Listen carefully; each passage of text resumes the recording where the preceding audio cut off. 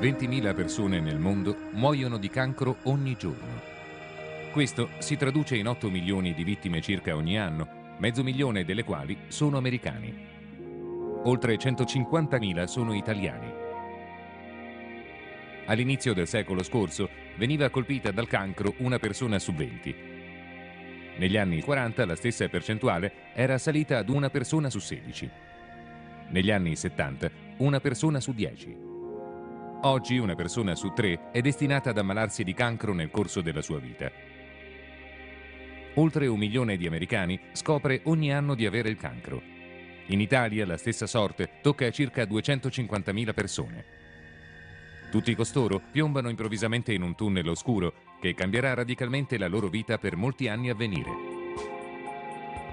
Di fronte ad una sequela apparentemente infinita di esami medici, controlli, seconde opinioni, medicinali, nuovi test, operazioni chirurgiche, terapie di supporto, esami di controllo, si ritrovano in completa balia della malattia.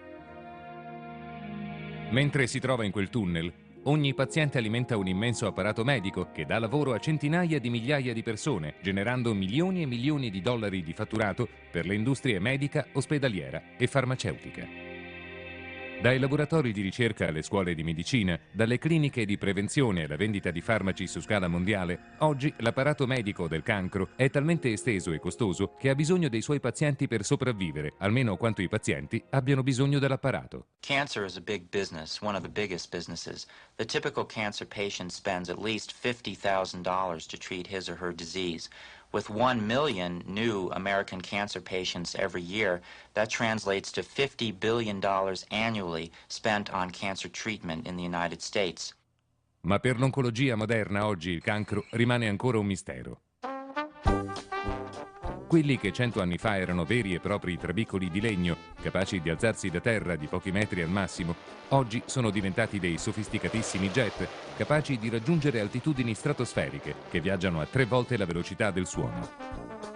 Quello che 100 anni fa era il gracchiare di un rudimentale telegrafo con fili di rame, oggi è diventato una rete globale di comunicazione in fibra ottica, grazie alla quale milioni di persone si scambiano contemporaneamente informazioni in tutte le direzioni.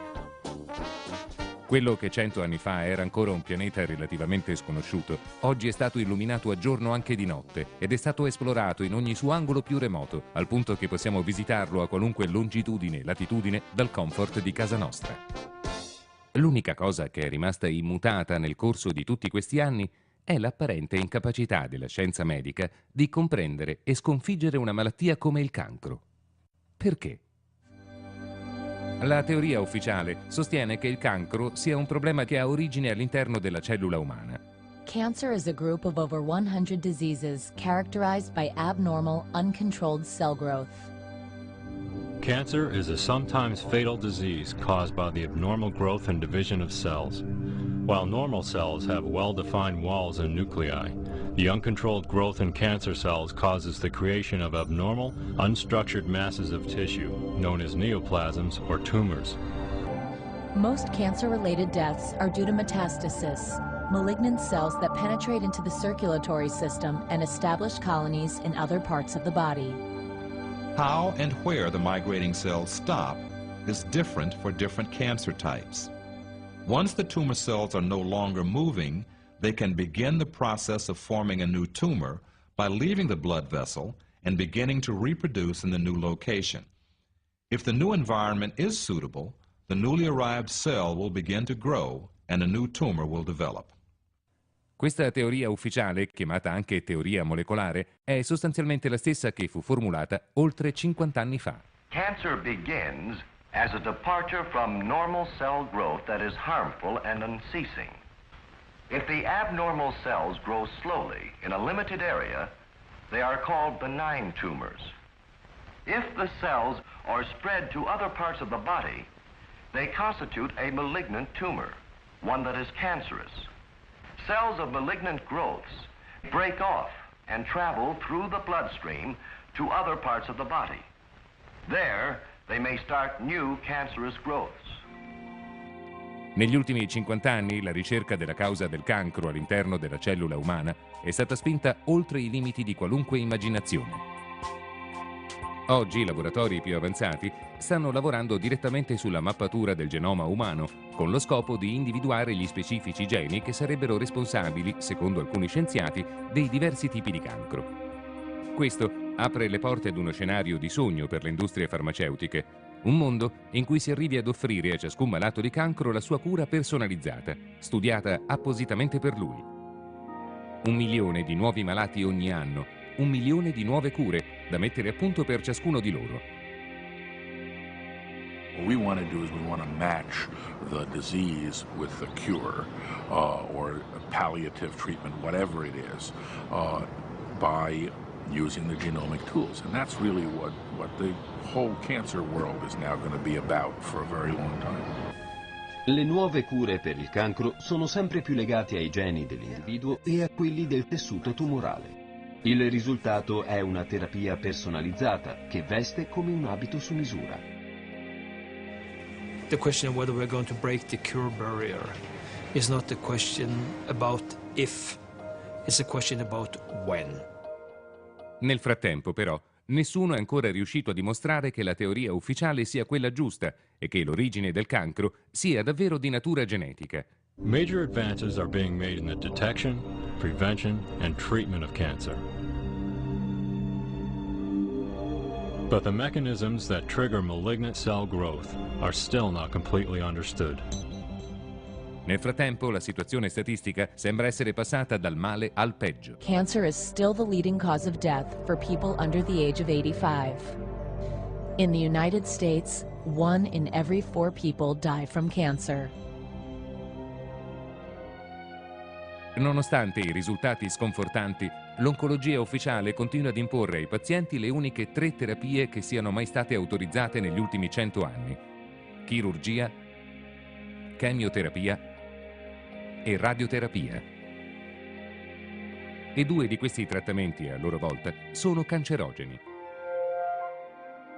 Surgery is the oldest technique and the most successful of the 3. But surgery is useful only when the cancer is localized, a minority of cases. Patients also fear radiation's dangerous side effects. One of these is that radiation can actually cause cancer. The use of radiation remains controversial even in medical circles. As much as we could work with her, say on a math problem, she was not comprehending it. It would take a long time to get like a worksheet done. Parts of Elizabeth's brain weren't there anymore because of the radiation, that it had killed that part of the brain. So the part of the brain that was responsible for memory was gone. Chemotherapy is designed to kill cancer cells throughout the body. It is highly toxic, however, and it also kills healthy cells. Today, chemotherapy is often given in combination with surgery and radiation. Your typical chemotherapy agent will certainly cause tiredness. There is a risk of sickness, but there are very good anti-sickness drugs these days that can control that. Chemotherapy frequently causes taste change. It can cause a sore mouth. The first side effect that many people ask about, however, is hair loss. In realtà, molti dei farmaci chemioterapici sono dichiaratamente cancerogeni.